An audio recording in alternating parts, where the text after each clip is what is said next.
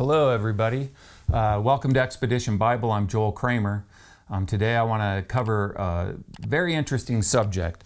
The Bible talks about giants and the descendants of giants having lived in the biblical land in ancient times.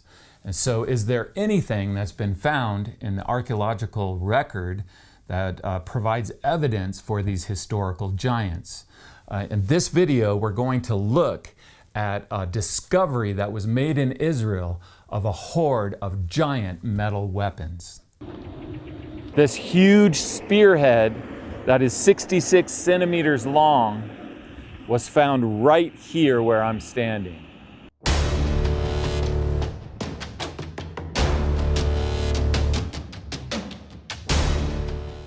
So in this aerial footage, you see in the background the Mediterranean Sea. You see the town of Kfar Monash, and then you see the agricultural field where in 1962 this hoard of giant metal weapons was discovered. Okay, I am in the field near the Moshav Kfar Monash, and right here is where the report that came out in 1963 says that the hoard of metal objects, including tools and weapons, and including these four massive spearheads, according to that report, they give a map there, and this is the exact location of where that hoard was found, all the way back in 1962. A local farmer was expanding his field. He was plowing new ground and exposed all these metal objects. Scholars debate about when these four spearheads date to. You'll see dates for them anywhere from about 4,300 years ago to 5,000 years ago or even older. Several of the tools and weapons from this discovery are currently on display in the Israel Museum. So I'm here in the Israel Museum, and just up here is the hoard of tools and weapons made of copper that were found at Monash. And here we have the most impressive part of this collection, which are these four giant spearheads. The largest one there upside down. This is the largest spearhead ever found in the land of the Bible.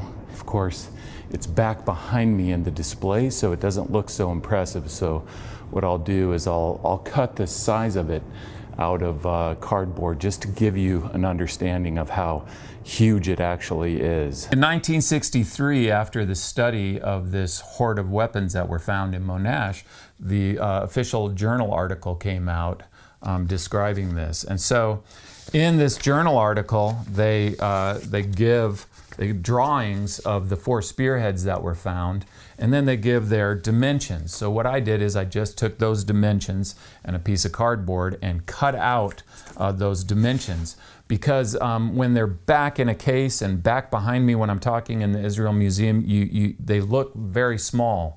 And so this will give you a better perspective of just how big they are. This is the smallest of the four spearheads found at Monash.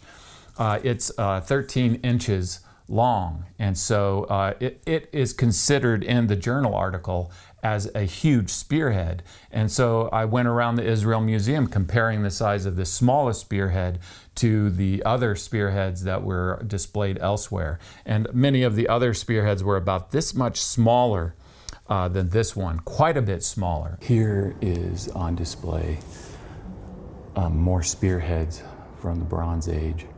These are typical spearheads. You know, they look maybe 6 inches long, 7, 8 inches long at the most. And so this already is considered a huge spearhead.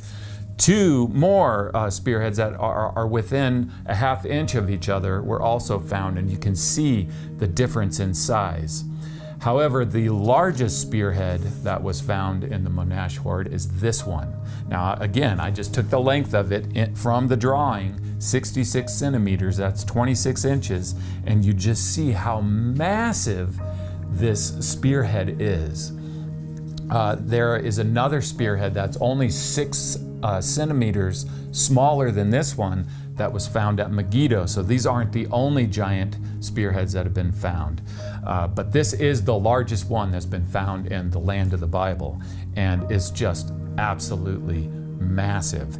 So when you're looking at this horde of spearheads, then you start to realize what they're writing in this article and how true it is. Like, for example, the authors of the article say of these spearheads that they're the most remarkable group among the Monash finds, and they describe them as massive because that's what they are.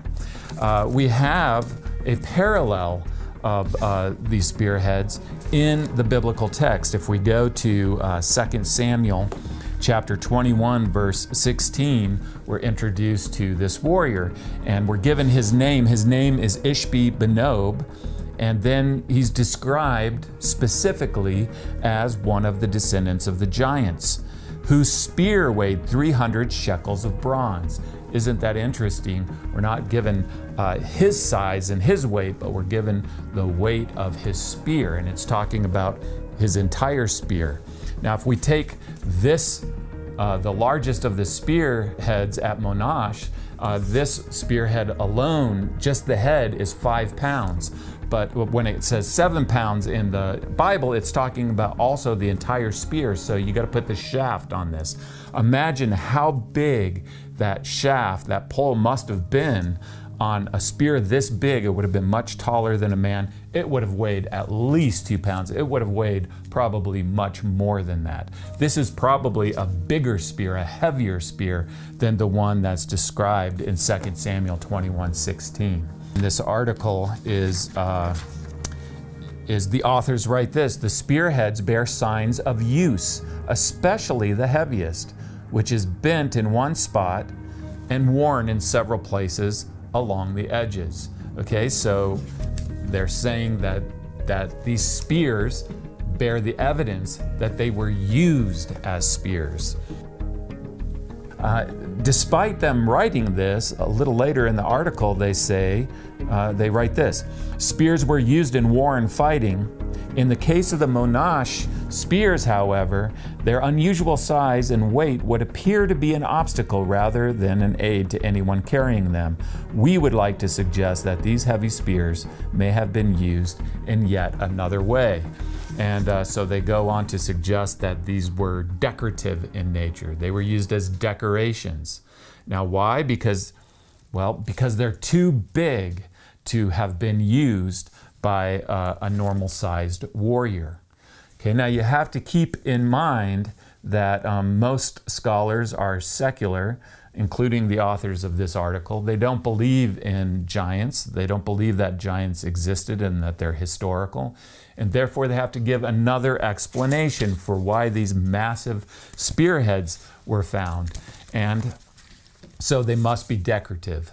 Keep in mind that earlier they had said, and especially the biggest one, had evidence for being used as a spearhead. This interpretation has to do with worldview.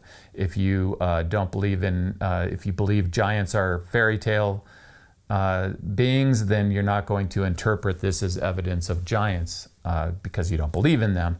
However, for those of us who do believe in the Bible and its historicity, then we know that giants existed in the ancient past, and when we find giant weapons, then using the Bible, we would interpret them, certainly I would, to be evidence for what the Bible is describing in these descendants of giants.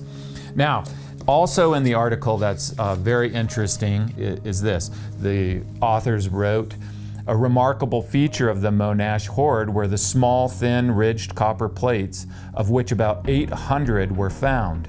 We suggest that these plates are scales of armor. This also has a parallel in the Bible. If we just flip back from 2 Samuel to 1 Samuel chapter 17, then we have the account of Goliath, the most famous of all the biblical giants. In verse 4 of 1 Samuel 17, we are introduced to Goliath of Gath.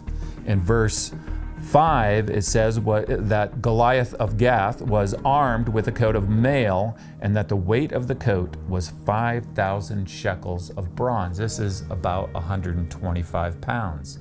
So we have archaeologically found at Monash this pile of 800 scales of body armor, and then we have body armor of a giant described in the biblical text. Now, very interestingly, the authors go on in the article to say this: the only parallel for the Monash scales was found at Tel Gath, where identical copper scales, also forming a package, were uncovered in the area of the city wall. Isn't that amazing? The only other place that body armor, like the body armor found at Monash, has been found is Tel Gath, the hometown of Goliath, who is the giant in the Bible, whose body armor is described for us and we're given its weight. The interpretation of the authors of the article are very similar with the body armor as with the spearheads. They say this: they say the great number of scales found would point to several coats of mail being hidden in the Monash hoard. What they're saying is it looks like this is one coat of armor, but it's way too many scales to be just one coat of armor.